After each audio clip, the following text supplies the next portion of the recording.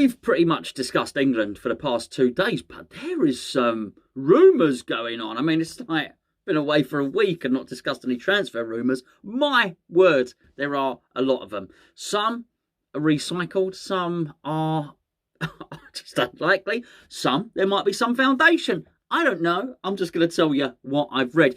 Okay, so first of all, let's just start with the story that David Moyes has confirmed that he's after 3 positions.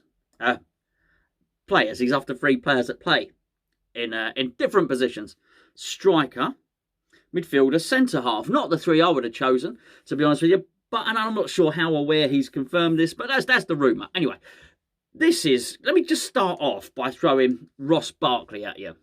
Well, not literally. I'm not that strong. He's a big old lump, Ross. And you might just chuck him back. But don't poo-poo it. Ross Barkley from Chelsea. Now, this is from Tribal Football.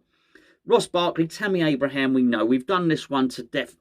But I keep hearing that Abraham is Moyes' #1 target.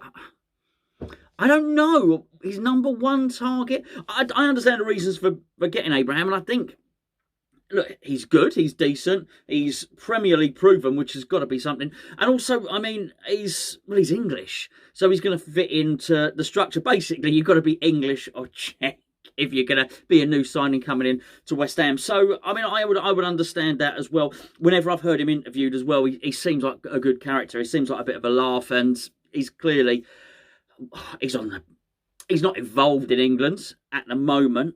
He's not even on the periphery, but that's because he's not really been playing for Chelsea. You do get the impression that if he was back in the Premier League, scoring goals, then Southgate would have him back in and he would be a part of things, particularly given the age profile of some of the other players in the squad. But it's the Ross Barkley one. Now, it doesn't actually give an amount of money here.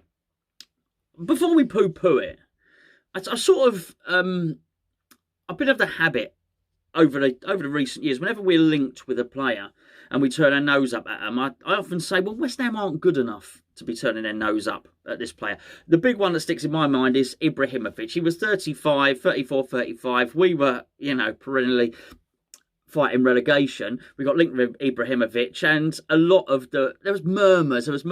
Oh no, he's a bit old. And I had to laugh. I thought, well, hold on a second.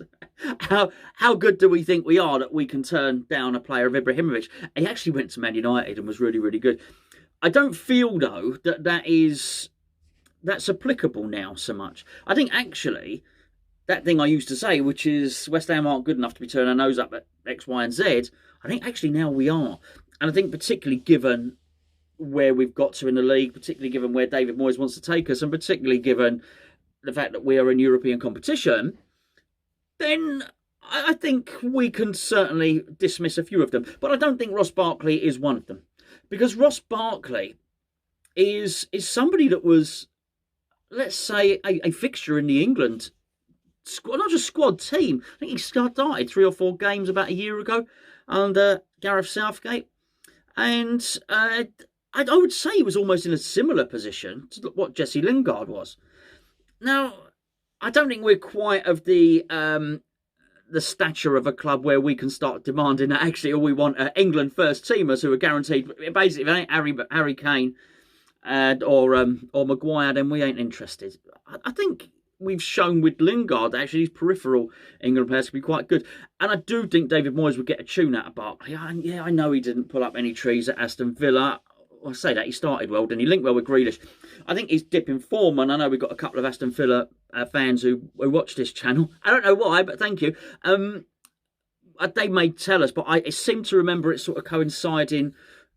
I'm talking about Barkley's dip in form coinciding with Grealish getting injured, because they seem to dovetail very well. Certainly remember a few games where there was Traore, Grealish, McGinn and Barkley, and I thought they played really, really well together. So I wouldn't poo-poo that. But I do think it's interesting. And again, he does sort of tick the box. The one, this Sam Johnston one, 20 million. I know we've said it a few times. These websites, and this one's called Media Referee, I don't know. It's almost like they're just rehashing rumours that did the rounds. I don't know. That was a week ago, wasn't it? 20 million for Sam Johnston. Not anymore. the Lingard thing we'll get onto in just a second. There's quite a few rumours that Barkley's coming. The other one which I really liked, and I really like this. I really like this guy, by the way. It's I say I like him. I like his name, Ben Cabango. Ben Cabango. Now that is a good name. I wish I was called Ben Cabango. Let me tell you a little bit about Ben Cabango because I don't really know an awful lot about him, to be honest with you. Okay, so he plays. Sorry, this was actually leaked, hinted. What would they say in the node? It was done by ex-West Ham United employee. Sniffed, given the heads up by ex-West Ham employee. I can't speak. I've got to stop doing these videos at sort of 11:30 at night, which is what I'm doing at the moment. By the time I finish editing it, it'll be time to publish. Swansea City defender. I guess he comes to the fore because Joe Rodon played for when he signed for Tottenham, which was a shame. Really wanted him at West Ham actually, but anyway, played very, very well for Swansea, and he's got a great name, Ben Cabango. I like that. I do like it when we're linked with players with good names. The other guy that we've been linked with again, time and time again, is Milenkovic. He's at Fiorentina, 23-year-old, really good player. Apparently Manchester United are interested as well. But it is clear, I pay a little bit more, give these rumours a little bit more substance now, because they're centre-halves. And we know David Moyes wants a centre-half. Would he turn his nose up at a left-back? I'm not so sure he would. Patson Daka. That keeps coming up. And it's hard to know whether the rumour keeps coming up or it's just the old rumours getting rehashed and regurgitated by everybody. But apparently, the Zambia coach, he plays for Zambia, he's Zambian, by the way, has said that Daka is in talks with West Ham. Now, why would the Zambia coach say that if it wasn't true? It's not like, I don't know, whatever tribal football or whoever else leaking it. Why would the Zambia coach say it if it weren't true? If it weren't true? I tried to say if it weren't so and it weren't true. And what came out was, if it weren't so. It's definitely not so. It's Patson. I'm definitely going to do... It's like I've injected myself on an IV of Horlicks or something. People, there's this funny article warning us off. Don't make the fatal mistake with Adam Armstrong that we made. Apparently, I don't understand. We're not interested in Adam Armstrong. I've said that repeatedly. Not that I was in the know. It's since been confirmed, but I just don't think he is the stature and the type of player that would fit into Moyes' system. Good little player. But not really what we're after. The rumour with Jesse Lingard is more or less the same. It is that Man United are up for selling him. Although there was another report that they might want to loan him. Why would they want to loan him back out again? That makes no sense at all.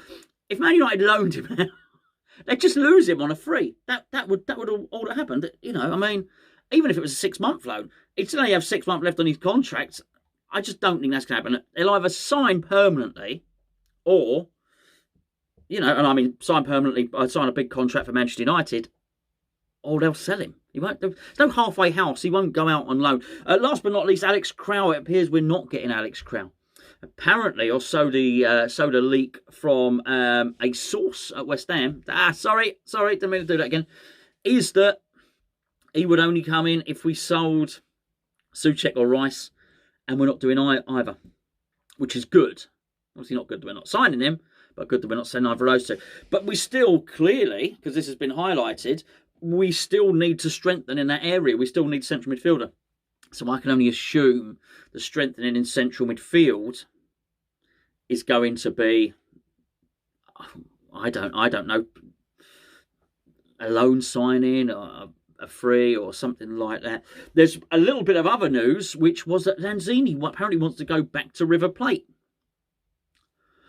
This wouldn't be very good because we need the extra numbers, and I think, as I say, David Moyes just stumbled across the fact that he can now play Lanzini in central midfield a little bit deeper rather than just an attacking player. So I do think he's going to be pivotal in Europe next season, particularly for giving either Souček or Rice a rest. I I think he is going to need to be replaced. In fact, I think if Lanzini goes, we're almost going to need to bring in two central midfielders. Either that, or he gives Connor Coventry a run out and gets him a little bit more involved.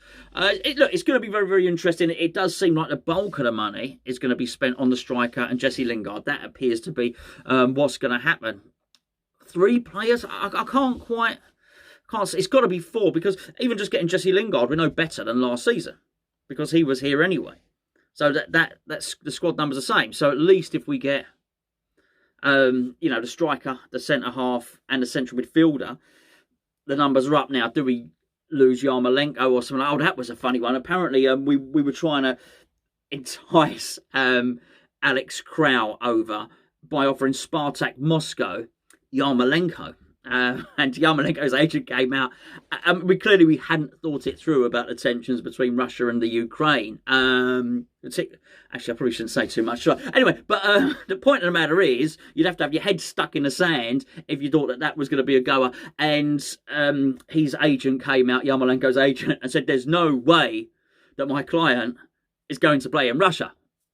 That was pretty clear. There's no grey area there. Anyway, thanks for tuning in. We'll be back tomorrow. I might be back tomorrow. I might actually.